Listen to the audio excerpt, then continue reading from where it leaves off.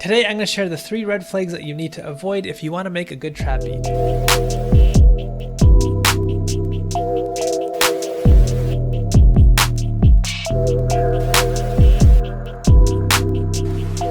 When I do my live beat reviews, oftentimes people send in trap beats because that's a lot of people's first genre that they try to make when starting making beats. And there are some common mistakes that beginning beat makers tend to make, so I thought it'd be a good idea to make a video on some of the red flags that I see in a lot of trap beats. So let's get started with red flag number 1, which is low-end mismanagement. And by the way, if you enjoy my videos and you get value out of them, think about subscribing. It's only one click away to unsubscribe if you get annoyed seeing my videos on your feed, but it really does help me out. If trap is the first and maybe even the only genre that you've ever made, you might not have a full appreciation for just how massive the 808 is. Relatively speaking, it's probably one of the most dense and powerful types of basses that you can use in your beats. But if it's all that you've ever used, you might not have much context to compare it against. So you might be trying to learn how to make better bass lines, and you might watch a video tutorial. For example, I have one talking about the 8 tips that you can use in order to improve your bass lines. And you might try to apply those same principles to your 808 pattern, but since the 808 is just so much more dense,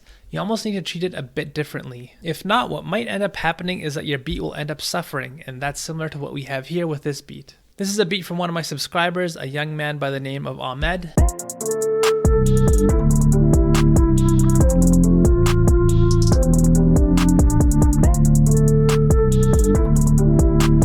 The 808 pattern here has quite a bit of melodic movement, but more importantly, the 808 is pretty much constantly playing in this beat. But since the 808 is just such a powerful type of bass that takes up a lot of room in terms of its overall frequency space and its overall output, this can make for a very overwhelming listen. This is something that I commonly see in a lot of trap beats. And by the way, if these are mistakes that you make in your beats, don't feel bad. These are mistakes that we all make, including myself when I first started. So Ahmed, if you're watching this, I still love you. An overuse of the 808 can really end up harming your beat because you'll end up having so much lesser room in your beat, and this may result in an imbalance as well. With the way the 808 is used here, it's constantly going to take up a lot of room in the low end, and it's just going to become near impossible to achieve any level of balance across the frequency spectrum. And also looking at the kick pattern here, there are just a ton of kicks throughout this loop as well, which is also contributing to a lot more weight being put towards the low end. So in order to fix this, I would probably be more conservative with how many 808s I use in my pattern overall. So here, with a few adjustments to the 808 pattern, changing the 808 as well as reprogramming the kick pattern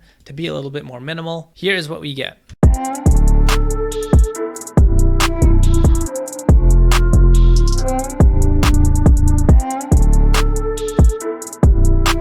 We have a beat that feels a lot more open and isn't wearing us down with constant bass. But if you still don't understand how important this is, let me show you this visually. Think of your beat like the trunk of a car, for example. There's only so much space that you have before things start to become more full. So you add in your first element into your beat. Let's say, for example, you lay down a nice melodic loop. This is going to end up taking some space in the trunk of our car here.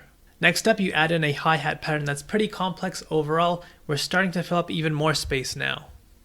As you can see, the more things that we add, the less remaining space there is available. Now, adding in a melodically complex 808 pattern that's constantly playing throughout the entire beat with crazy slides and all sorts of things is like deciding to kidnap a big fat kid and shoving him into the trunk as well. As you can see, there's pretty much no space left over for any other bags of groceries. And you can think of your beat the exact same way. If you add in a dense 808 pattern, there's just going to be so much less room to add in other elements after that. Additionally, your beat will end up sounding imbalanced because there's just so much weight on one side of the beat, which in this case is going to be the low end. Just like how there's going to be so much weight on one side of your car because this kid's big old butt. This is going to end up causing problems for your car in the same way. This is what happens when you get too crazy with your 808 pattern. A fat boy is going to give you a flat tire. Delicious. So if you plan on using an 808, understand that it might be a good idea to be a bit more conservative and reduce the amount of 808s that appear in your pattern compared to if you were to use a different type of bass. This will help you leave a lot more room for the other elements in your beat, and it'll also help you achieve a better balance in your beat as well. Red flag number 2 is routine drum patterns. So I have this beat here. I'm going to quickly play a part of it for you guys.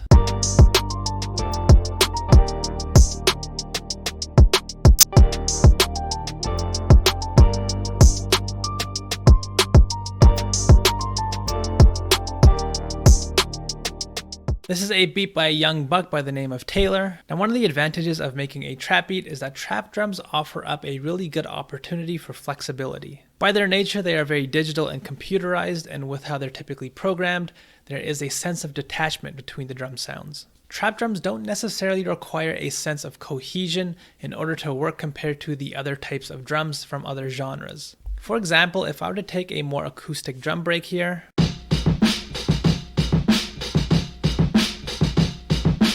and I were to try to play around with this, maybe try to come up with my own unique pattern here, you guys can hear what's going to happen.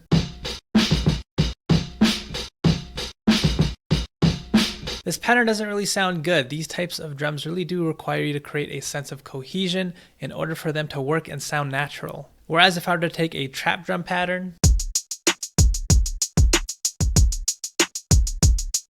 and I were to start fiddling around, moving sounds around, and alter this pattern,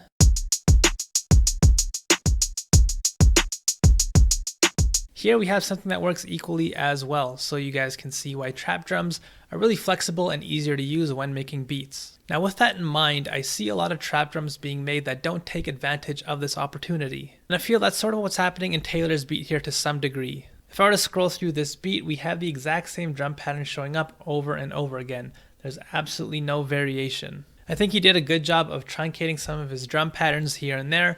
In order to improve them, this is a good idea to do in your beat. This is something that I talked about in a video that I put out a little while back on how to make your beat arrangement sound more professional. That video is right above my head if you want to watch it. But another thing that you can do to improve your overall beat arrangement that's especially easy to do when making a trap beat is to make pattern alterations in order to keep your beat engaging and interesting. So merely just going into a few patterns throughout the entire beat and making them unique. And whether it's just making small little variations at the end of certain bars, for example.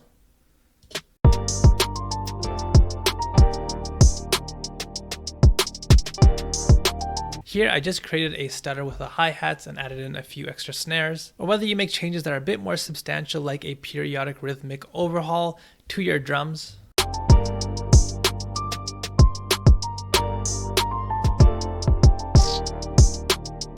Just adding a bit of variation here and there, these are things that can go a long way in just helping your beat not sound as repetitive. Now obviously you do not want to go overboard here. Drums are the main way to create a sense of constant rhythm in your beat, so making these types of changes every single bar would be a bit too much. You guys will remember how that can lead to its own problems if you watched my video about the 5 red flags I hear in most beats. It's important that you have a good degree of balance like I showed you guys in that video. But nonetheless, sprinkling in a nice amount of variation here and there can be a good way to keep your beats engaging, and this is something that's easier to do when making trap beats. Sprinkle it into your beats, guys. Be a sprinkle fairy like me. And finally, flag number 3 is conflicting kicks. This is a very common problem that a lot of producers end up making, and it's a subtle one that might be hard to pick up on. Here we have this beat by Honeybee Digital. Let's take a listen.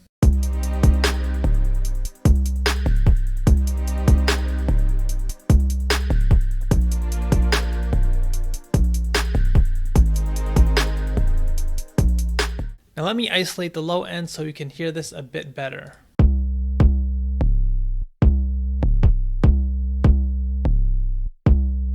You guys can hear a lot of what's happening in the low end sounds like it's conflicting with each other. Oftentimes with modern 808s, they have a sort of quasi kick at the very beginning of them. If we were to take a look at this 808 here, you guys can see we have this repeating wavy part that stays consistent in terms of how frequently it goes up and down. This is the bass part of the 808.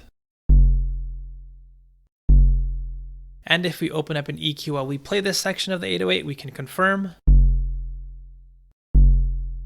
we have a large presence in the low end. But at the very beginning of this waveform here, we have this tiny little section here where the waveform goes up and down at a much faster rate. For example, the distance between this peak and this peak is much shorter. Meanwhile, during the bass portion of the 808, the distance between peak to peak is much larger.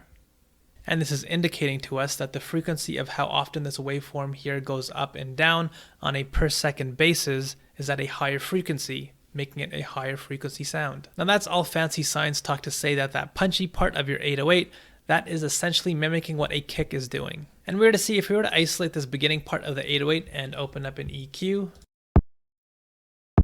this frequency spectrum readout is actually starting to look closer to what a kick looks like compared to our EQ that I showed you guys the last time.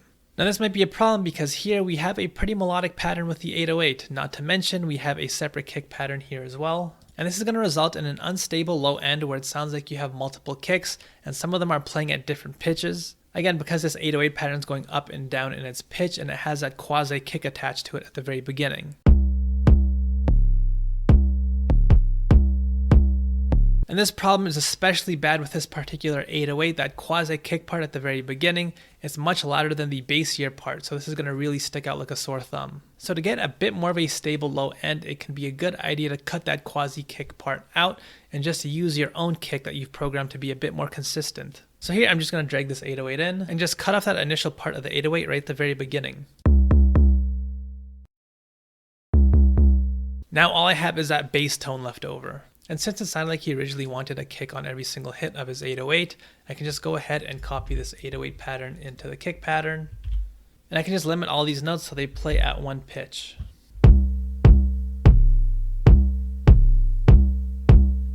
And there we go. This is going to benefit us in a few different ways. The kick no longer sounds weird, like we have multiple kicks in one beat going all over the place. And in the case that we wanted to do some specific EQ sidechaining, like in the video that I put out a few months ago on the new way to sidechain in FL Studio, having a stable kick that has its presence at one consistent frequency will allow us to do this with much more precision. So those are my 3 flags for trap beats. If you're interested, I also put out a video a while back on the red flags that I see in most beats in general. So check that video out. It should be showing up on your screen right now. Also, my online beat making course is coming out very soon. Join the waitlist because those that do will get early access plus a discount only available to waitlist members.